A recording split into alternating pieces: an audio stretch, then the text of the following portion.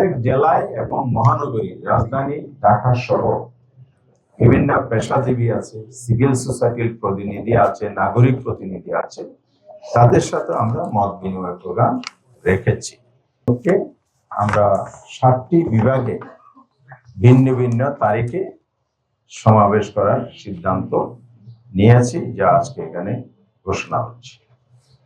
প্রথম হচ্ছে আমরা মে মাসের 16 তারিখ থেকে শুরু করব। 2 তারিখ যেহেতু আমাদের জেলা পর্যন্ত প্রোগ্রাম আছে, তার সাথে আবার ইতিমধ্যে ঘোষিত বিভিন্ন জেলা শহরে সেমিনারের এই দাবিগুলোর উপর সেমিনারের কর্মসূচি চলমান আছে। যেমন আগামী 10 তারিখ চট্টগ্রাম মহানগরীতে 11 দলের এই সেমিনার আয়োজন আছে। পর্যায়ক্রমে প্রত্যেক জেলা মহানগরীতে এই সেমিনারগুলো অনুষ্ঠিত হবে। এই জন্য আমরা প্রতি মাসে প্রোগ্রাম রেখেছি। সামনে যেহেতু একটা ঈদ আছে, ঈদের আগে আমরা একটির বেশি প্রোগ্রাম নিতে পারছি না, মানুষ কেনাকাটা নিয়ে ব্যস্ত হয়ে যাবে। এই জন্য 16 মে আমরা রাজশাহীতে বিভাগীয় সমাবেশ করব। এরপরে ঈদের ছুটি একটা দীর্ঘ সময় থাকে, সেটা বিবেচনায় এনে আমরা 13 জুন চট্টগ্রামে বিভাগীয় সমাবেশ করব। এরপরে 20 জুন আমরা খুলনাতে বিভাগীয় সমাবেশের প্রোগ্রাম ঠিক করেছি।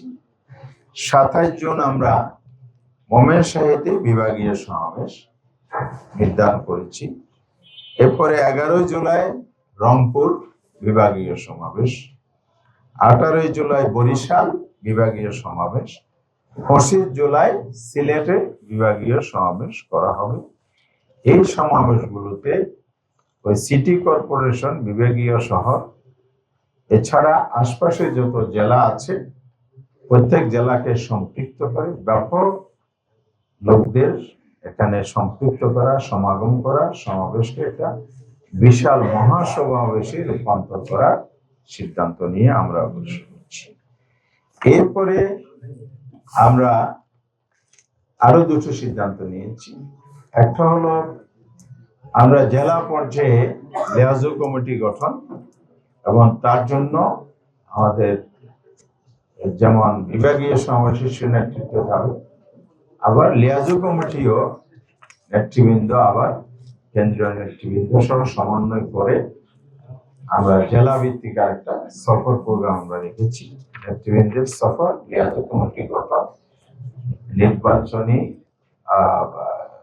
মানে আন্দোলনের কার্যক্রমকে আরো শক্তিশালী করার জন্য মাঠ পর্যায়ে আরো পরিকল্পিত কাজ করার জন্য আমরা পদক্ষেপ নিয়েছি। তার সাথে প্রত্যেক জেলায় এবং মহানগরী রাজধানী ঢাকা সহ বিভিন্ন পেশাজীবী আছে, সিভিল সোসাইটির প্রতিনিধি আছে, নাগরিক প্রতিনিধি আছে, তাদের সাথে আমরা মত বিনিময় প্রোগ্রাম রেখেছি। ঢাকায় বাজেট সংশোধন হবে সামনে জুন মাসে, তার প্রতিক্রিয়ায় প্রোগ্রাম আসবে। এরপরে এখানে বিভিন্ন পেশাভিত্তিক, যেমন গণমাধ্যম আছে, প্রকৌশলী আছে, চিকিৎসক আছে, শিক্ষক আছে, আইনজীবী আছে, বিভিন্ন শ্রেণী পেশার মানুষের সাথে আমরা মত বিনিময় প্রোগ্রাম রেখেছি। এরপরে শিক্ষাঙ্গনে যে নৈরাজ্য, সন্ত্রাস, দখলদারিত্বের প্ল্যান হচ্ছে, অশুভ পরিকল্পনা হচ্ছে, যে বৈষম্যবিরোধী ছাত্র সংগঠন আপনার 5ই আগস্ট চূড়ান্তভাবে তো পতন হয়েছে ফ্যাসিবাদী সরকারের, এর আগে কিন্তু ক্যাম্পাসগুলো মুক্ত করেছিল।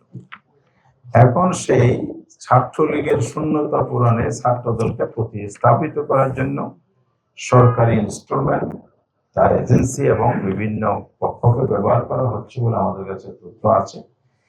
এবার এই অশুভ পায়তারা রুখে দিতে হলো ছাত্র সমাজকে সচেতন, সজাগ করতে হবে। তার জন্য আমরা ছাত্রদের সাথে একটা মত বিনিময়ের পদক্ষেপ এখানে গ্রহণ করেছি।